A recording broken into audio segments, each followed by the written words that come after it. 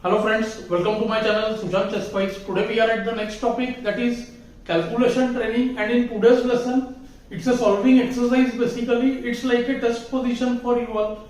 So far I have been teaching so many methods of calculation, so many techniques what we use. So today we will try to test them. So do try to solve this position. It's a bit complicated one, it's white to play, and then we will discuss and you can match with your answer. Today I will not do it as an imagination practice. We will try to play over the moves quickly. So first let's have a look at the position. By now I think you must have noted those factors, the questions which we ask.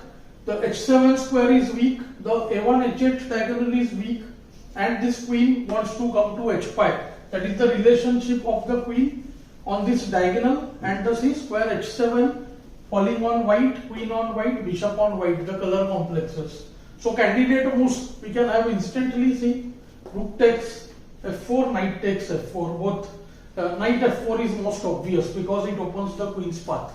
So knight f4, gf, queen h5 is what white looks at, and we see that to which there is only defense in g6. Let's play some moves here. Knight f4, g takes f4. It should be noted that if rook takes f4, then knight f3 check, and b2 is lost. So white will end up losing there.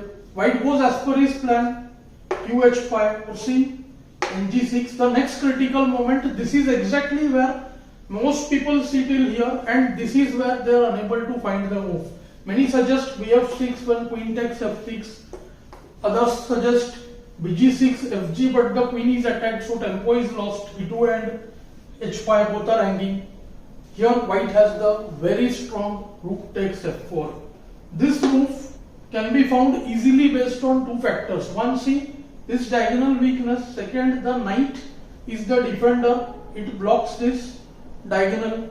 With rook f4, white deflects or tries to deflect both. If bishop takes b2, that is one main line. If knight takes f4, then of course qh7 mate.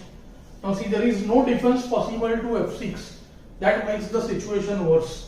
If bg7 instantly, then maybe white can just go rook f7 when, see, bishop attacks g7, this other bishop attacks g6, losing on the spot. So black went bb2, and this is another place where people do miss the tactic, is rook f7. When see these two positions, one is able to imagine clearly in their head, and they can wait in that position after making a sacrifice. See, that is the psychology. Once we are giving a piece or two, we become impatient, and that is what causes us not to wait in that position. So if we can wait in this position in our mind's board, then we will realize that now it is black who is in serious trouble. Black puts up a good try. He goes bd4 check, first pushing the king inside, and then the only move, bishop g7. Of course white had seen further. He played the most obvious, bishop g6, forcing h6, and now comes rook g7. A simple finish to an exciting start, we can say. King takes g7, white simply gets back the material and at the same time retains all the activity in the position. The game didn't last long, but the point of pd4 will be visible now. Black goes qf6. Only decent try, and this was the point. Now f1 is weak. Queen guards both f7 and g6. Rook e1, and now see, black is still struggling to develop his pieces. That was the main problem. White is up in material, white is better in king safety, and white is still ahead in activity. Means the position is dead winning. The game didn't last long. Let's continue. Bishop f5, only place for the bishop. Rook f1, attacking the bishop. bg6. This was the only attempt. Now the point is, if rook f6, then bh5, both the pieces hang. So white goes qd1, keeps the queen attacked, supports the rook. Queen has to move away.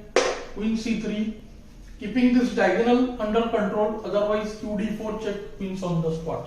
White goes bg6, kg6, and black chose to resign in the game, not waiting for qg4 check. It's a lost position here. After king h7, white can just do h3 or h4 over here, keeping hold of rook f7 and qd7 checks. Both he can keep check on that, or else I like the move rook f7 check, king h8, and now going h4, This is how maybe I would have continued. Now see queen a1 check, kh2, and after queen e5 check, qg3.